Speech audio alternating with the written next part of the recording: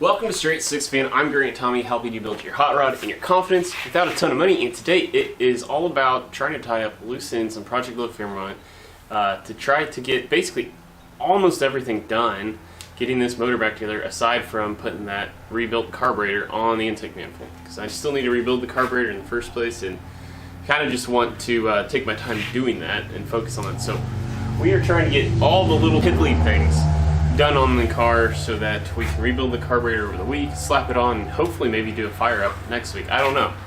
Now, I'm going to attempt to make this episode more entertaining, or try a little harder than the one, well, 2 weeks ago, and I'll leave an info card up over here. That was really just kind of more of a byproduct of, I knew that one wasn't going to be very good. I was kind of exhausted from the weekend, but good news is I was able to get a little bit of work done over the course of the week, so let's bring you up to speed on that. On Saturday, I reinstalled the K-brace that I removed during the oil pan swap. If you missed my oil pan gasket swap video, info card up on the top left corner of your screen. I also installed some of the accessory brackets, like for the alternator, and we got some of the belts generally back in place where they want to be, and I plugged in a couple of vacuum lines. And earlier in the week, like Monday last week, I started to redo the spark plug boots to 90-degree boots, as you recall, to work with my GT40P heads and header clearance issues. But I saved one of those 8 plug wires so I could show you kind of what goes into replacing plug boots. It's not too hard, and I'm not so sure I'm 100% awesome at it, but let me take you through kind of my process. The final plug that I have left is actually cylinder number 1, and I had previously tested all of the wires before, see if there was enough length on them to do what I'm about to do. But where I start is I cut the old boot right down the middle,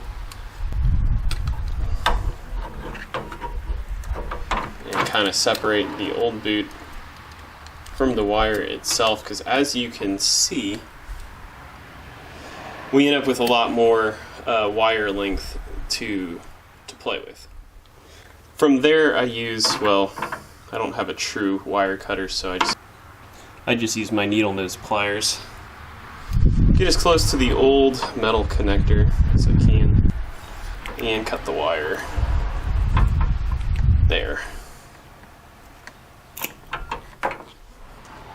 From there, I use the spark plug wire cutter tool, which I will leave a link down in the description below if you want to pick up one of these yourself. But pretty handy tool. It's the middle of the 3 slots that you use to cut the wire. Let's see if we can get that to focus. There you go. And you know, I don't do like an exact measurement, just kind of eyeball it. Somewhere around the 5/8 to 3/4 inch length. And we just strip it like so. And now you'll see there's just a little bit of a black coating on this inside wire. So we will take our razor or box cutter knife, cut around the bottom, and we try to just kind of peel it off. And there winds up being, this is actually probably the toughest part of this whole operation, is getting this off. So I'll spray it down with a little bit of brake clean to get any residue off, and I can try to just wipe off the wire the rest of the way.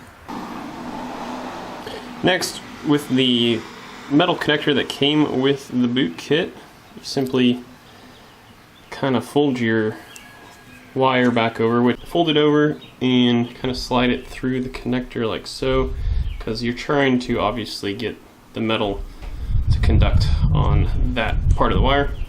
And so what I do from there is I lightly like to crimp this backside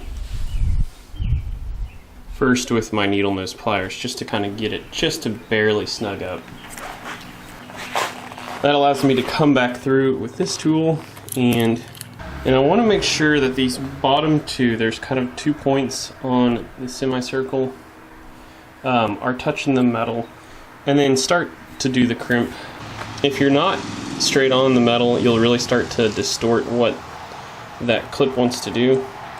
And I've, you know,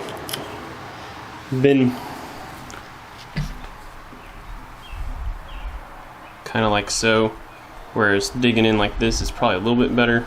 It's not that this isn't overcomable, but I've, you know, with varying success, done this well and not so well. But anyway, to be safe, I crimp it a couple more times, because also there's this point on the tool, which is what's, you know, we're trying to crease the top with. Finally, with the 90-degree boot, I like to spray this with PB Blaster, makes a silicone lubricant. So this is just a great lube for, well, like rubber products. And you know, it doesn't really look like out of the gate. How can this fit into that hole? But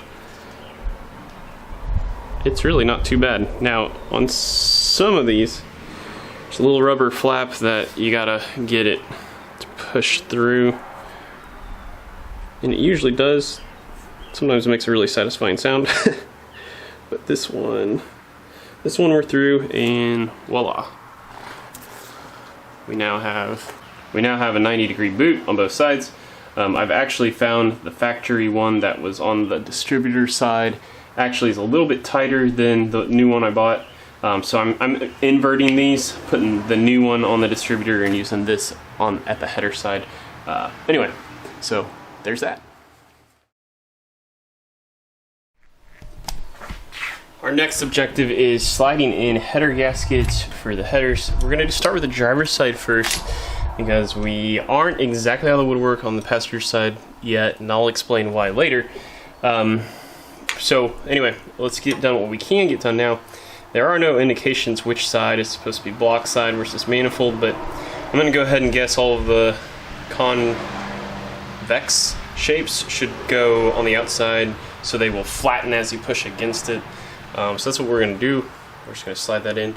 Also, as I understand it, the gaskets that come with the BBK headers don't have the best reputation, but because I believe I will probably be having to yank the headers off in the future for some spark plug issue, you know, some trial run spark plug issue, I figure why not let these be sacrificial lambs out of the gate. And if we have to upgrade to another gasket in the future, we will. And also, I've already paid for these, so let's give them a shot. Much like the cylinder heads and the intake manifold, the Chilton's manual recommends basically torquing from the inside out. And so that's what we will do. Right now we're just finger tightening everything in. I'm not so sure I can get a torque wrench in everywhere, so after I hand tighten them, I'm going to come back through in the proper sequence and use my ratchet wrench, and then we'll come back and hit as many as we can with the torque wrench, shooting for 15 to 20 foot-pounds. Alright, well, we are all bolted up, and yeah, I mean 15 to 20 foot-pounds is basically about, you know, maxing out my own human strength on a ratchet wrench, but I would say I got maybe 4 to take the torque wrench, and that would be these two and then the far outside ones. The rest I had to just hand tighten, but I don't feel too bad about it. Let's talk about the other side and why I'm not probably going to install it permanently today. Alright, first off, well, there's a ton of junk in the way. It's pretty hard to see as it is, but with the old heads, there was a smog provision on the back of the heads like so, and this connector hooked up to this guy, which went to my smog pump, which hard to see but is down here, this guy. Well, I've chopped up that line because, well, the old one in some capacity went up and over the exhaust manifold to hook into this guy, but we are going to keep it for now at least, but we have to go under the header first, because we're trying to get back to the H pipe, which has a spot for an air pump to pump air to a set of catalytic converters. Now, I don't know if I'm going to actually keep those pair of catalytic converters. If we don't keep it, well, we'll just be plugging that off at the smog pump. So I might be doing a lot of unnecessary work right now. It's going to be easier to take out than to put in with the header in. So we're going to pull the header, and I gotta go run to like Tractor Supply kind of farm and home store to find some pipe, hopefully matches this diameter, so we can TIG weld it, because once we're back to the back and we can turn the cut piece down and stay away from our exhaust, I think rubber hose will do good enough back to the H pipe. But additionally, the back 3 exhaust ports, when I was doing the port job, my grinder got a little away from me and I nicked the surface of the head, so I want to fill those in with copper RTV before I place the gasket on. Next up, it's time to mask off the valve cover so I can protect this nice sticker. This preserved this historic artifact, if you will.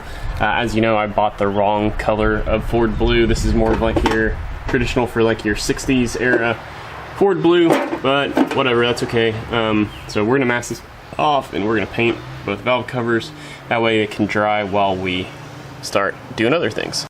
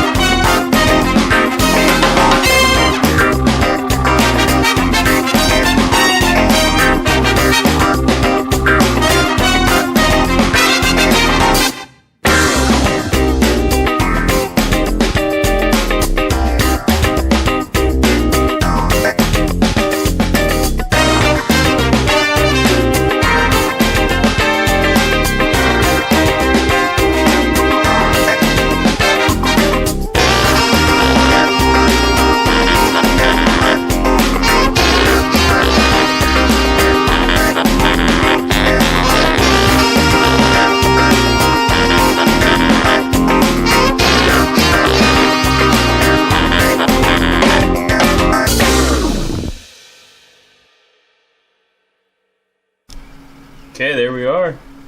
I'm gonna have to touch up the valve cover paint in some few spots, but there's kind of the finished product. It's amazing how these spark plug dividers really help, you know, dress up an engine bay.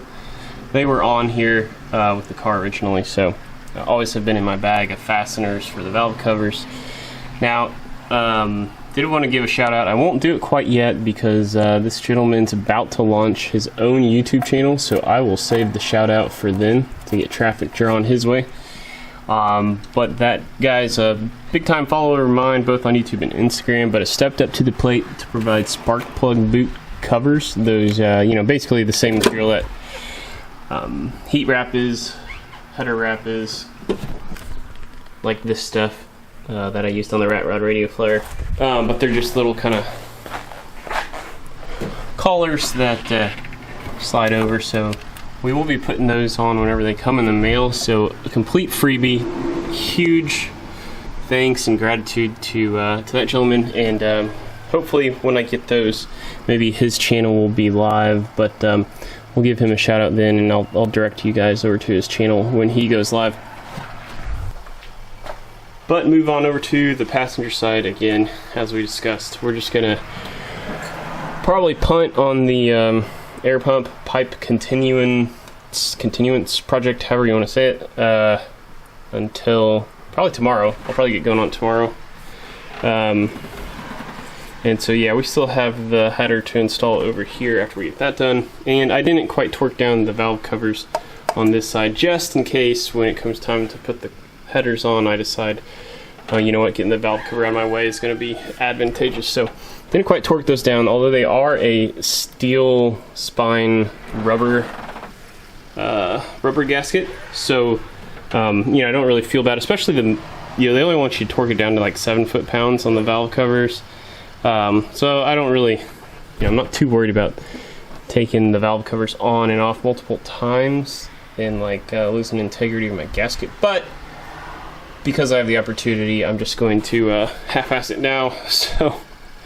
So you know, hey, should it have actually been a problem, then we avoid that. Hopefully that makes sense. Of all of the vacuum lines and wire connectors I'm running down, there is only one electrical connector that's kind of orphaned right now. So let me see if I can't pull that up. I don't know where this plugs in. I thought it was going to be 3 electrical connections that I didn't know where they went, but 2 of them go to the carburetor, probably the electric choke kind of side of things. And so that's the one. If anybody in the comments, if you want to help me out here, what this might go to, I'd appreciate it. Anyway, good news is we can start throwing away some boxes that we've had for forever. But yeah, should we have a coolant leak, while that would suck, you know, that is also life. And so we'll overcome it just like we overcame the oil pan gasket. Would hate to take a step backwards, but whatever. It is what it is.